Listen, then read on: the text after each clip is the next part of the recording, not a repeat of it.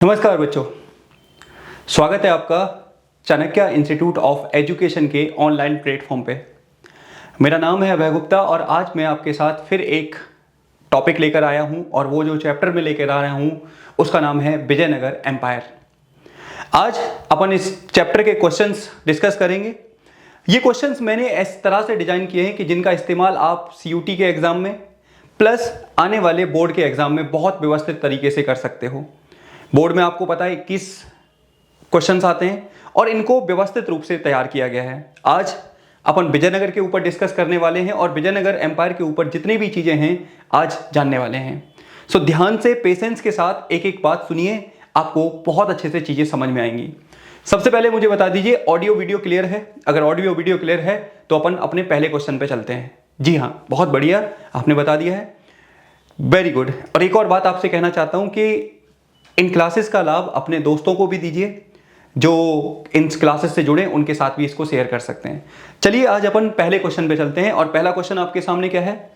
विजयनगर के संदर्भ में निम्न कथनों पर विचार करें। यानी कि आपको विजयनगर के संदर्भ में कुछ बातों पर विचार करना है, कुछ बातें समझनी है। सबसे पहला, विजयनगर की स्थापना हरिहर तथा बुक्का के द्वारा की गई। यानी कि पहली स्टेटमेंट है कि हरिहर और बुक्का नाम के व्यक्तियों ने विजयनगर साम्राज्य की स्थापना की थी। बहुत अच्छी बात है। सेकंड स्टेटमेंट, विजयनगर की स्थापना के समय फिरोज तुगलक दिल्ली सल्तनत का रूलर था। यानी कि ये बोल रहे हैं कि जब विजयनगर की स्थापना की गई थी उस समय दिल्ली सल्तनत में रूल था फिरोज तुगलक का। सेकंड स्टेटमेंट बोल रहा है। थर्ड स्टेटमेंट में क्या बोला है? विजयनगर के शासक राय की उपाधि लेते थे। यानी कि विजयनगर के जो शासक थे वो अपने नाम के आगे राय लगाते थे या राय की उपाधि धारण करते थे। आपसे पूछा है कि निम्न में से कौन सा से कथन सही नहीं है? ध्यान से सुनिएगा, सही नहीं है यानी कि आपसे रॉन्ग स्टेटमेंट पूछी है, आपको गलत स्टेटमेंट का चुनाव करना है। जरा एक बार और पढ़िए, मैं तब तक हट जाता हूं, आप इसका आंसर मुझे देंगे। बिल्कुल ध्यान से एक बार पढ़ लीजिए और उसके बाद फिर आंसर आप देने की कोशिश करिए। मैं थोड़ा सा साइड हो गया हूं। आई थिंक सो कि आपने इसका आंसर सोच लिया होगा। चलिए अब मैं आपको बताता हूं। विजयनगर की स्थापना हरिहर तथा बुक्का के द्वारा की गई थी, बिल्कुल सही बात है। 1336 में 1336 में हरिहर तथा बुक्का के द्वारा विजयनगर की स्थापना की गई, बिल्कुल सही बात है। दूसरी स्टेटमेंट बोल रहा है कि विजयनगर की स्थापना के समय फिरोज तुगलक रूलर था। जी नहीं, जब विजयनगर की स्थापना की गई उस समय दिल्ली सल्तनत का रूलर मोहम्मद बिन तुगलक हुआ करता था, एमबीटी हुआ करता था, उस समय इसकी स्थापना की गई। और तीसरी स्टेटमेंट बिल्कुल सही है, विजयनगर के शासक अपने नाम पर राय की उपाधि धारण करते थे। तो आपसे पूछा है कौन सी स्टेटमेंट सही नहीं है, तो आंसर क्या हो जाएगा? केवल 2 स्टेटमेंट सही नहीं है, क्योंकि यहां पर फिरोज तुगलक की जगह मोहम्मद बिन तुगलक आना चाहिए था। देखता हूं किस किस का आंसर सही हुआ है, जरा जल्दी जल्दी जवाब दीजिए। तो आंसर क्या है? क्वेश्चन नंबर 1 का आंसर है ए। आई थिंक आपको समझ में आ गया होगा। चलिए अगले क्वेश्चन पर चलते हैं। आप लोग इंग्लिश में भी आप यहां पर इसको पढ़ सकते हो, एक बार पढ़ लीजिए। इंग्लिश में मैं साइड हो जा रहा हूं। इंग्लिश में भी आपको पता है सेम आंसर होगा। नॉट करेक्ट पूछा है तो आंसर है बी, सॉरी ए। अगला क्वेश्चन, कृष्णदेव राय के संदर्भ में निम्न कथनों पर विचार करें। आपको कृष्णदेव राय के संदर्भ में बताना है। तो कृष्णदेव राय संदर्भ में क्या पूछा है? सबसे पहले ध्यान से सुनिए, कृष्णदेव राय का संदर्भ तुलुक वंश से था। यानी कि ये ऑप्शन ए बोल रहा है तुलुक वंश से था। देखते हैं, इनके दरबार में 8 कवियों का समूह रहता था जिन्हें अष्ट प्रधान कहते थे। यानी कि इन एक दूसरा स्टेटमेंट कह रहा है कि कृष्णदेव राय के दरबार में 8 कवियों का समूह रहता था जिसे अष्ट प्रधान कहा जाता था। Second statement. Third statement, Krishnadeva Raya के ने अमुक्त माल्यद नामक पुस्तक लिखी। यानी कि कृष्णदेव राय के द्वारा अमुक्त माल्यद नाम की पुस्तक लिखी गई। और ऑप्शन डी, कृष्णदेव राय ने नगलापुरम शहर बसाया। यानी कि कृष्णदेव राय के द्वारा नगलपुरम नाम का शहर बसाया गया। आपसे क्वेश्चन पूछा है कि कृष्णदेव राय के संदर्भ में कौन सी स्टेटमेंट सही नहीं है। यानी कि आपसे अगेन क्या पूछा है? आपसे रॉन्ग स्टेटमेंट पूछी है, कौन सी स्टेटमेंट सही नहीं है। तो आप लोग आंसर दोगे जरा जल्दी से कि कौन सी स्टेटमेंट सही नहीं है। पढ़िए एक बार, फिर मैं आपको इसका आंसर देता हूं। तो आई थिंक आपने पढ़ लिया होगा इसकी आंसर। कृष्णदेव राय का संदर्भ तुलुक वंश से था, बिल्कुल सही बात है। कृष्णदेव राय विजयनगर साम्राज्य का सबसे शक्तिशाली राजा था जिसका संबंध तुलुक राजवंश से था। और आपको पता होना चाहिए जैसे ही इसकी डेथ हुई 1529 में, वहीं से विजयनगर एम्पायर वीक होना शुरू हो गया। तो पहली स्टेटमेंट बिल्कुल सही है। सेकंड स्टेटमेंट, इसके दरबार में 8 कवियों का समूह रहता था। यहां तक ये स्टेटमेंट बिल्कुल सही है, लेकिन इन्हें अष्ट प्रधान नहीं कहते थे, इन्हें अष्ट दिग्गज कहा जाता था। क्या कहा जाता था? कृष्णदेव राय के दरबार में रहने वाले 8 कवियों के समूह को अष्टदिग्गज कहा जाता था, जबकि अष्टप्रधान तो शिवाजी के दरबार में रहते थे। 8 सेनापतियों, 8 प्रधानों का समूह जो एडवाइस करते थे शिवाजी को, उनको अष्टप्रधान कहा जाता था। इसका मतलब यही स्टेटमेंट गलत हो जाती है, यानी कि B is the right answer of question number 2। तो यहां पर अष्ट प्रधान की जगह क्या आना चाहिए था, अष्टदिग्गज आना चाहिए था। आई थिंक सो कि आपको समझ में आ गया होगा। तीसरी स्टेटमेंट सही है, कृष्णदेव राय ने अमुक्तमाल्यद नामक पुस्तक लिखी, बिल्कुल सही बात है। इस व्यक्ति ने अमुक्तमाल्यद नाम की पुस्तक लिखी और यह तेलुगु भाषा में लिखी गई थी, यह भी सही है। तीसरा, कृष्णदेव राय ने नगलापुरम शहर बसाया था, इस व्यक्ति ने नगलपुरम नाम का शहर बसाया था, यह भी बात सही है। लेकिन यह बात सही नहीं है, इसके दरबार में 8 कवियों का समूह रहता था, उन्हें अष्टप्रधान नहीं अष्टदिग्गज कहते थे। कौन क्या कहते थे, अष्टदिग्गज कहते थे। यह बात आपको अच्छे से याद रखनी है। चलिए अगले क्वेश्चन पे अपन चलते हैं। इंग्लिश में आप यहां से देख सकते हो, which statement is not correct with the reference of Krishnadeva Raya. तो आंसर है, there was a group of 8 poets in his court who were called, Ashtapradhan नहीं अष्टदिग्गज कहते थे। तो इसका B answer is the right answer. अगले क्वेश्चन पे चलते हैं। क्वेश्चन नंबर 3, निम्न में से कौन सा कथन कुदरई चेट्टी की सही व्याख्या करता है, यानी कि कौन सा कथन ये कुदरई चेट्टी के बारे में सही व्याख्या करता है, आपको बताना है। तो कुदरई चेट्टी के बारे में ऑप्शन ए, क्या ये विजयनगर की कर प्रणाली थी? ऑप्शन बी, घोड़ों के व्यापारियों को स्थानीय भाषा में कुदरई चेट्टी कहते थे क्या? ऑप्शन सी, कोई सोशल सिस्टम था, सामाजिक व्यवस्था थी? या डी, इनमें से कोई नहीं? जल्दी बताइए क्या था। तो कुदरई चेट्टी का मतलब क्या था? मैं 1 सेकंड के लिए साइड हो रहा हूं, आप लोग जल्दी से देखिए और बताइए इसका आंसर क्या होगा। आई थिंक आपने आंसर सोच लिया होगा इसका। तो विजयनगर के संदर्भ में कुदरई चेट्टी का मतलब क्या था? तो आप बताओगे सर, विजयनगर के संदर्भ में कुदरई चेट्टी का मतलब था घोड़ों के व्यापारी। तो आंसर है, आपको पता होना चाहिए, विजयनगर ऐसे क्षेत्र में बसा था जिसके चारों तरफ कई मुस्लिम राज्य थे और इन मुस्लिम राज्यों के शासकों को सुल्तान कहा जाता था, जैसे बरार, बीदर, गोलकुंडा, अहमदनगर, ठीक है, ऐसे कई सारे राज्य थे। तो ऐसे में विजयनगर के लिए एक मजबूत सैन्य प्रणाली की जरूरत होती थी और उस सैन्य प्रणाली में अच्छी क्वालिटी के हॉर्स चाहिए होते थे, अच्छी क्वालिटी के घोड़ों की आवश्यकता होती थी। और जो घोड़े अरब के व्यापारियों से खरीदे जाते थे, उन व्यापारियों को स्थानीय भाषा में क्या कहा जाता था? तो आंसर है, कुदरई चेट्टी कहा जाता था। क्या कहा जाता था? कुदरई चेट्टी के नाम से जाना जाता था। आपको याद रखना है, 1498 तक आते आते विजयनगर का व्यापार यूरोप के देशों के साथ खुल चुका था। यूरोप के देशों के साथ बड़ी मात्रा में व्यापार होने लगा था। यूरोप को मसाले, सिल्क, ये सारी चीजों का प्रोडक्शन होता था। तो वहीं विजयनगर के लोग भी अच्छी क्वालिटी की चीजों की डिमांड रखते थे, अच्छी क्वालिटी की गुणवत्ता की मांग रखते थे। इस तरह से विजयनगर में व्यापार काफी ज्यादा व्यवस्थित था। तो ये बात आपको याद रखनी है विजयनगर के व्यापार के बारे में। आगे आ जाइए, कुदरई चेट्टी कौन थे? तो देखो, which of the following statement correctly describe Kudirai Chetti? Your answer is horse traders. अरब के हॉर्स ट्रेडर को कुदरई चेट्टी कहा जाता था। Option B is the right answer of this question.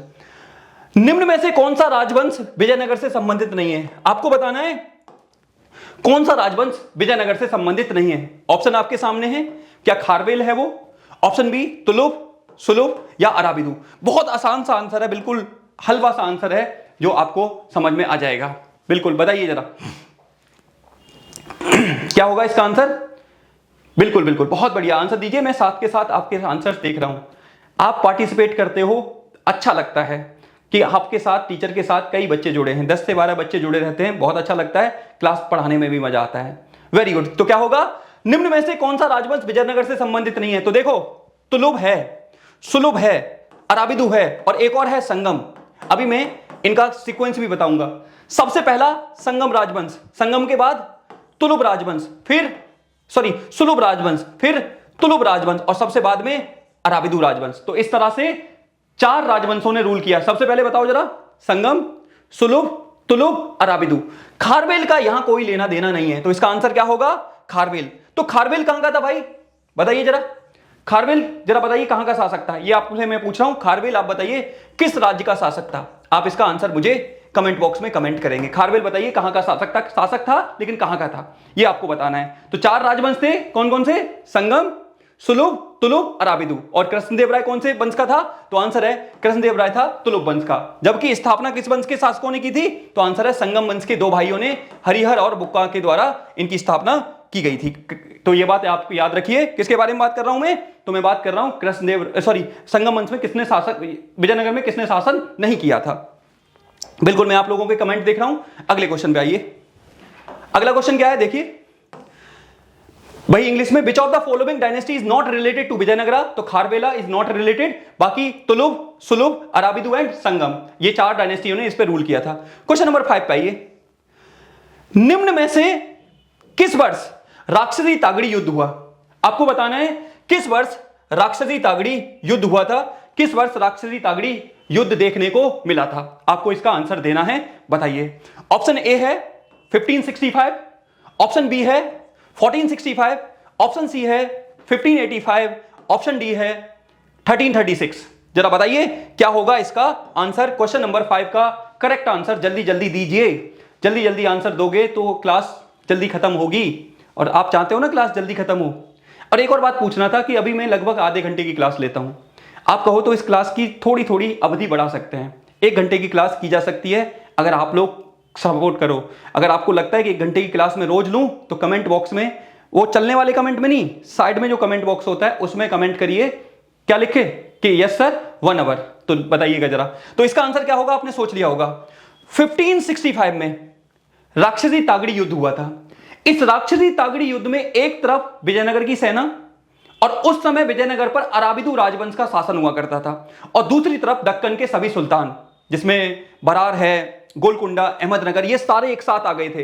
एक साथ आकर गठबंधन बनाकर इन्होंने अटैक किया किस पे ऊपर, तो विजयनगर के ऊपर, और बुरी तरीके से विजयनगर को डिफीट कर दिया इस युद्ध में, जिसे राक्षसी तागड़ी युद्ध या तालीकोटा युद्ध के नाम से जाना जाता है। और यहीं से विजयनगर का पतन बिल्कुल हो गया। कई महीनों तक विजयनगर को इन सुल्तानों की सेना ने लूटा और बहुत ज्यादा नुकसान पहुंचाने का काम किया था। तो ये बात आपको याद रखनी है यहां। और एक और बात, राक्षसी तागड़ी युद्ध में विजयनगर का नेतृत्व किसने किया, तो राम राय नाम के व्यक्ति ने किया, राम राय नाम के व्यक्ति ने किया, जो अराबिदु शासकों के यहां पर क्या थे, मंत्री हुआ करते थे। अराबिदु शासकों के यहां पर मंत्री हुआ करते थे, उन्होंने इसको लीड करने का काम किया था। तो मैंने आपको क्या बताया, राक्षसी तागड़ी युद्ध कब हुआ, 1565 में हुआ था।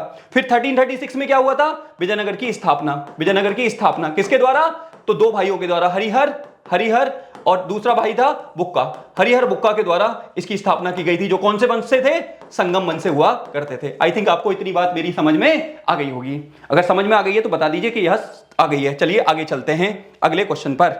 अगले क्वेश्चन पे आ जाइए। अब पहले इसका इंग्लिश में भी देख लीजिए क्या है। In which of the following years did the Rakshasi Tangadi war take place. तो राक्षसी तागड़ी वॉर कब हुआ, मैंने बता दिया 1565 में हुआ। क्वेश्चन नंबर 6 पे आइए। अगला क्वेश्चन है, अमरनायक प्रणाली के संदर्भ में निम्न कथनों पर विचार करिए। ये इंपॉर्टेंट क्वेश्चन है, वेरी वेरी इंपॉर्टेंट क्वेश्चन है, कई बार पूछा हुआ है, ध्यान से सुनिए। क्या है इसमें, अमरनायक प्रणाली के संदर्भ में आपको बताना है। यह दिल्ली सल्तनत की एकता प्रणाली से संबंधित थी, पहला कथन। दूसरा, अमरनायक समय समय पर अपने स्वामी को वफादारी दिखाते थे, यानी कि ये अमरनायक जो होते थे वो समय समय पर क्या वफादारी दिखाते थे। आपसे पूछा है निम्न में से कौन सा से कथन सही है, कौन सा कथन सही है। ऑप्शन ए केवल 1, ऑप्शन बी केवल 2, ऑप्शन सी 1 और 2, ऑप्शन डी इनमें से कोई नहीं। जल्दी से आंसर दीजिए, मैं साइड हो रहा हूं, आंसर दीजिए आप लोग, देखिए जरा क्या होगा आंसर, बताइए क्या होगा इसका। क्वेश्चन नंबर 6 का आई थिंक आपने सोच लिया होगा। देखिए पढ़िए, यह दिल्ली सल्तनत की एकता प्रणाली से संबंधित है, बिल्कुल सही बात है। सबसे पहली बात, अमरनायक प्रणाली एक प्रशासनिक व्यवस्था थी। जैसे आज के टाइम पर आपके यहां सिविल सर्विस होती है ना, कि सिविल सर्वेंट को, आईएएस को एक डिस्ट्रिक्ट दे दिया जाता है, वो उस डिस्ट्रिक्ट के पूरे प्रशासन को मैनेज करता है, एसपी को डिस्ट्रिक्ट दे दिया जाता है, वहां के लॉ एंड ऑर्डर को मेंटेन करता है। इसी तरह से अमरनायक होते थे, जो राय होता था उनको लैंड एरिया दे देता था कि आप इस एरिया को मैनेज करने का काम करो, और ये एकता प्रणाली से संबंधित थी, बिल्कुल सही बात है। दूसरा, अमरनायक समय समय पर अपने स्वामी को वफादारी दिखाते थे, बिल्कुल सही बात है। अमरनायक समय समय पर अपने राजा को अपनी लॉयल्टी दिखाते थे, साल में एक बार उनसे मिलने आते थे, या नहीं आते थे तो अपने किसी बंदे को भेजते थे कि जाओ आप राजा को दिखा के आओ, गिफ्ट विफ्ट सारी चीजें देकर आओ। ये सारी चीजें अमरनायक करते थे, याद रखिएगा, इंपॉर्टेंट बात है। अमरनायक ये सारी बातें करते थे, इससे लॉयल्टी पता रखती थी। इसके अलावा राजा भी अमरनायक की गतिविधियों को कंट्रोल करता था, इसी वजह से समय समय पर राजा इनका ट्रांसफर करता रहता था, ताकि ये किसी एक स्थान पर अपने आप को बसा न लें, अपने आप को स्थापित ना कर लें। तो राजा भी इनकी गतिविधियों पर नजर रखने का काम करता था। याद रखिए, अमरनायक प्रणाली संबंध किससे है, विजयनगर। किससे प्रभावित थी, तो आंसर है एकता प्रणाली से संबंधित थी। तो इसका आंसर क्या हो जाएगा, तो आंसर है दोनों कथन सही है, C is the right answer of this question. यानी कि क्वेश्चन नंबर 6 का आंसर क्या होगा, C is the right answer of this question. अगले पे आइए। Consider the following statement with reference to the Amaranayaka system. Amaranayaka प्रणाली के संदर्भ में निम्न कथनों पर विचार करना है आपको। अमरनायक प्रणाली के संदर्भ में निम्न कथनों पर आपको क्या करना है, विचार करना है। याद रखिए क्या विचार करना है। देखो सबसे पहले it was related to the iqta system of Delhi sultanate, ये दिल्ली सल्तनत की इक्ता प्रणाली से संबंधित थी। मैंने बता दिया आपको, दोनों का आंसर यहां पे हो जाएगा। जल्दी बनाइए इसका, आगे आज चलते हैं। अगला क्वेश्चन आता है हमारा क्वेश्चन नंबर 7, खत्म करते हैं। निम्न में से कौन सा यात्री विजयनगर नहीं आया? आपसे पूछा है निम्न में से कौन सा यात्री विजयनगर नहीं आया, आपसे पूछा है। ऑप्शन ए, क्या वो बरबोसा था? ऑप्शन बी, अब्दुल रज्जाक था, डोमिंगो पेस था, या डी इनमें से कोई नहीं? डी इनमें से कोई नहीं। तो आपको बताना है कौन सा यात्री विजयनगर नहीं आया। तो यहां पे मैं कह सकता हूं बरबोसा भी आया, अब्दुल रज्जाक भी आया, डोमिंगो पेस भी आया, लेकिन तीनों आए। तो इसका आंसर क्या हो जाएगा? डी, इनमें से कोई नहीं या फिर सभी। ये सभी यहां पर आए थे, याद रखिएगा। इसका आंसर क्या हो जाएगा क्वेश्चन नंबर 7 का? तो क्वेश्चन नंबर 7 का आंसर हो जाएगा डी, यानी कि ये सभी आए थे। तो यहां पर देख लीजिए, which of the following traveller did not visit in Vijayanagar? तो आंसर है डी, सभी आए थे यहां पे। अगला क्वेश्चन नंबर 8। क्वेश्चन नंबर 8 में क्या है? गोपुरम के संदर्भ में निम्न में से कौन सा कथन सही नहीं है? आपको गोपुरम के बारे में बात करनी है और बताना है कि गोपुरम के संदर्भ में निम्न में से कौन सा कथन सही नहीं है। ठीक है, ऑप्शन ए, गोपुरम मंदिरों के प्रवेश द्वार होते थे, यानी कि एंट्री गेट होते थे मंदिरों के। दूसरा, गोपुरम राजा की शक्ति का प्रतीक माने जाते थे, गोपुरम राजा की शक्ति का प्रतीक होते थे। कृष्णदेव राय ने कई बड़े बड़े गोपुरमों का निर्माण कराया, जैसे विरूपाक्ष मंदिर के गोपुरम का, विट्ठल मंदिर के गोपुरम का निर्माण कराया, या डी इनमें से कोई नहीं? जल्दी बताइए गोपुरम के संदर्भ में कौन सा कथन सही नहीं है? सही नहीं है, रॉन्ग स्टेटमेंट पूछिए, जल्दी बता दीजिए क्या होगा इसका आंसर। बिल्कुल बिल्कुल बिल्कुल बिल्कुल, बहुत अच्छा। अब देखो, गोपुरम मंदिरों के प्रवेश द्वार थे, बिल्कुल सही बात है। गोपुरम राजा की शक्ति का प्रतीक माने जाते थे, बिल्कुल सही बात है। जितना बड़ा गोपुरम उतना ही बोला जाता था कि राजा के पास संसाधन जुटाने की क्षमता है, राजा के पास बहुत सारे रिसोर्सेज हैं, सारी चीजें हैं, तो ये भी सही है। कृष्णदेव राय ने कई बड़े गोपुरमों का निर्माण कराया, जी हां बिल्कुल सही बात है। इसका मतलब इसमें से एक भी स्टेटमेंट गलत नहीं है, तो आंसर है इनमें से कोई नहीं। D is a right answer of question number 8। जरा बताइए 8 में से 8 कितने बच्चों के सही हुए हैं? देख रहा हूं मैं, बताइए जरा कितने बच्चों के सही हुए हैं? थोड़ा और है, चलते हैं आगे। बहुत बढ़िया बहुत बढ़िया, चलिए आगे बढ़ते हैं। आ जाइए क्वेश्चन नंबर 8 देखिए। विच of the following statement is not correct in the context of gopuram? तो आंसर है तीनों स्टेटमेंट सही हैं। D is the right answer of this question. D is the right answer of this question. Question number 9 पाइए। हम्पी को किस वर्ष UNESCO की विश्व विरासत सूची में शामिल किया गया? आपको बताना है हम्पी को किस वर्ष यूनेस्को की विश्व विरासत सूची में शामिल किया गया। ऑप्शन ए 1986 में, ऑप्शन बी 1996 में, ऑप्शन सी 1998 में, ऑप्शन डी इनमें से कोई नहीं। तो आप लोगों को बहुत अच्छे से पता होगा, बहुत आसान सा क्वेश्चन है। हम्पी पहले तो आपको याद रखना है राजधानी थी, क्या थी? राजधानी। किसकी राजधानी भाई? तो विजयनगर की राजधानी। ठीक है, हम विजयनगर की राजधानी। हम्पी के अभिलेखों को किसने खोजा था? Colin McKenzie. कॉलिन मैकेंजी नाम के ब्रिटिश अधिकारी ने हम्पी के अवशेषों को खोजने का काम किया था, राजधानी थी। और इसे राष्ट्रीय महत्व का घोषित कब किया गया? 1986 में हम्पी को राष्ट्रीय महत्व की विरासत घोषित किया गया था। सॉरी, यूनेस्को की हेरिटेज लिस्ट में शामिल किया गया। I am so sorry, UNESCO की हेरिटेज लिस्ट में इसे 1986 में शामिल किया गया, जबकि इसे राष्ट्रीय विरासत कब घोषित किया गया? तो 1976 में इसे राष्ट्रीय विरासत के रूप में घोषित किया गया था। किसको? हम्पी। क्या है हम्पी? विजयनगर की राजधानी है। याद रखिएगा, विजयनगर को किन दो नदियों के बीच में? तुंगभद्रा तथा कृष्णा नदी के क्षेत्र में बसा हुआ था। और बताइए जरा, तुंगभद्रा और कृष्णा नदी के दो आव वाले क्षेत्र को किस नाम से जाना जाता था? यह क्वेश्चन है, जरा आंसर करिए इसका। चलिए आगे बढ़े, बहुत बढ़िया। अब फिर पूछा है यहां पे, देखो, in which year was Hampi included in the UNESCO world heritage list? तो आंसर है 1986 में यूनेस्को की वर्ल्ड हेरिटेज लिस्ट में शामिल किया गया था हम्पी को। आगे आइए क्वेश्चन नंबर 10। निम्न में से कौन सा मिलान सही नहीं है? कौन सा मिलान इसमें सही नहीं है? ऑप्शन ए कमलपुरम, ये कह रहा है हौज है, नगलापुरम एक नया शहर है, हम्पी राजधानी शहर है, बिठाला मंदिर भगवान शिव का था। जरा बताइए कौन सा मिलान इसमें से सही नहीं है? क्या कमलपुरम हौज को बोलते हैं, नगलापुरम क्या एक नया शहर था, हम्पी एक राजधानी नगर था, या बिठाला मंदिर जो भगवान शिव से संबंधित था? जरा बता दीजिए क्या होगा इसका आंसर। बिल्कुल, बहुत बढ़िया। कमलपुरम बिल्कुल हौज से पानी को स्टोर करने के लिए बनाए गए थे। नगलापुरम नया शहर था, बिल्कुल सही बात है। कृष्णदेव राय के द्वारा अपनी मम्मी के नाम पर एक शहर बसाया गया था जिसका नाम था नगलापुरम। हम्पी राजधानी शहर था, अभी मैंने बताया आपको। बिठाला मंदिर। जी नहीं, बिठाला मंदिर भगवान विष्णु से संबंधित था। किससे? भगवान विष्णु से संबंधित था, ना कि भगवान शिव से। भगवान शिव से संबंधित क्या था? विरूपाक्ष मंदिर। तो इस तरह से इसका आंसर क्या होगा? कौन सा मिलान सही नहीं है? Option D is the right answer of this question. तो ये आपको याद रख लेने हैं, ठीक है, याद रख। अच्छा, एक और बात, पानी को स्टोर करने के लिए विजयनगर के शासकों ने एक कैनाल बनाई थी जिसका नाम था हिरिया कैनाल। जरा बताइए किस वंश के शासकों ने बनाई थी? ये आपका क्वेश्चन है जिसका कमेंट में आप आंसर दोगे। क्या संगम ने बनाई थी? एक मिनट रुक जाइए, मैं यहां पे लिख देता हूं। हाँ, यहां पे लिख देता हूं, ठीक है। देखिए अब जरा, हिरिया कैनाल, हिरिया नहर, हिरिया नहर को किस वंश के शासकों ने बनाया था? संगम आपको बताना है, तुलुभ, सुलुभ, या फिर फोर्थ वाला अराबिदु, या फिर अराबिदु।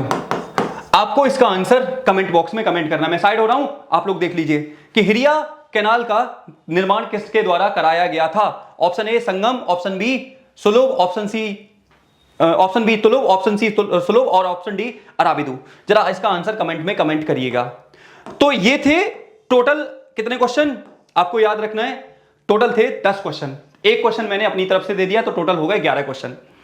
तो ये मैं जानबूझ के वीडियोस छोटी रखूंगा अभी, ठीक है। अगर आप लोग चाहते हो कि मैं वीडियोस बड़ी करूं तो इसका आंसर आप कमेंट में कमेंट करिए कि यस सर, हम लोग आराम से 1 घंटा पढ़ सकते हैं, हमें कोई जल्दी नहीं है, आप अच्छा करा रहे हो, चीजें समझ में आ रही हैं। तो अगर आप ऐसा चाहते हैं तो कमेंट में कमेंट कर दीजिएगा, जिससे कि मुझे मोटिवेशन मिले और मैं आपके लिए लेकर आऊं वीडियो।